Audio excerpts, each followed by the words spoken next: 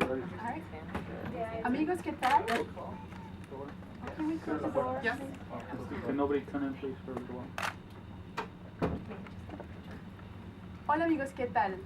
Soy Paloma con Reflejos TV y hoy nos encontramos aquí el día de hoy en la Waukegan High School con el poderosísimo, grande jugador y muy famoso de los Chicago Bears, Roberto Garza.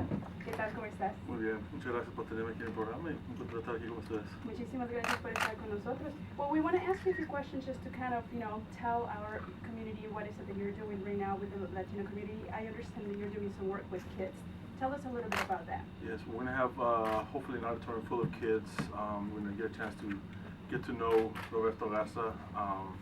But the money that's being raised is for Lake County projects, so it's going to stay here in the community to try to help the different programs that help the kids in different ways. But today I think it's all about having pizza, having fun, and getting to know a Chicago Bear. I know for me, when I was growing up, I didn't get a chance to meet a professional football player until I was 21 years old. So hopefully today the kids can meet one of their Chicago Bears.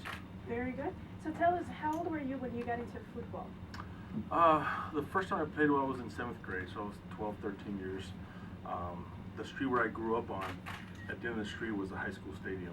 So every Friday night in Texas, I could see them playing. And my deal was a huge Dallas Cowboys fan. So he was always watching the games. My parents never were big sports fans, so we came from watching the Dallas Cowboys and then watching the high school play. Okay. And tell us a little bit about the challenges that you faced pursuing your professional career. Coming from where I grew up, it was a small town, 1,600 people.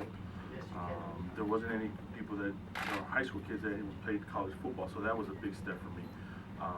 I didn't get a scholarship, I had to walk on to Kingsville. But during that time, I went to recruiting for the military, and I took the test, and they wanted me to sign up for the military, and I didn't know what my options were at the time, because I knew my parents couldn't pay for college. So I remember him saying, he asked me what my dream was. I said, my dream was to play football. He said, there's no Latinos playing football. You're not going to play football. I was like, who are you to tell me what I can and can't do?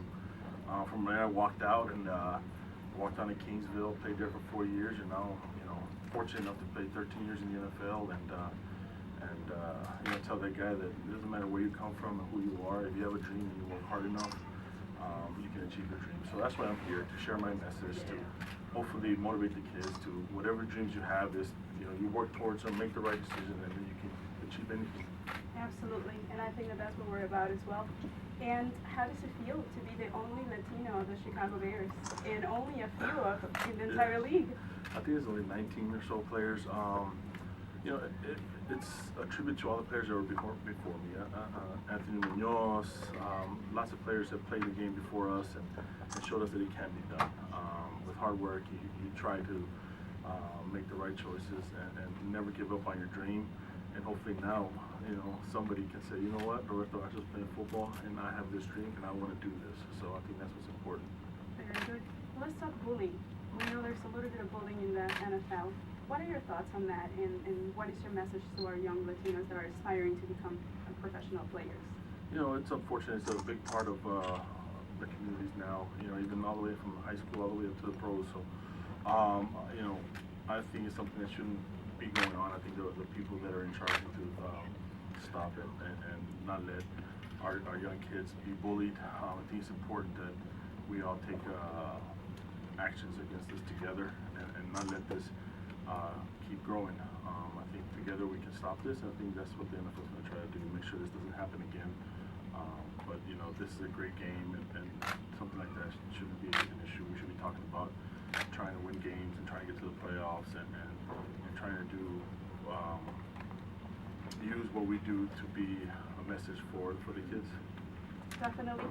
And my friends, as you know, we are all together in this, and this is a great message for our young Latinos. And let's just keep pushing together. And lastly, can you please nos regales un saludo para nuestros lectores del periódico Reflejos?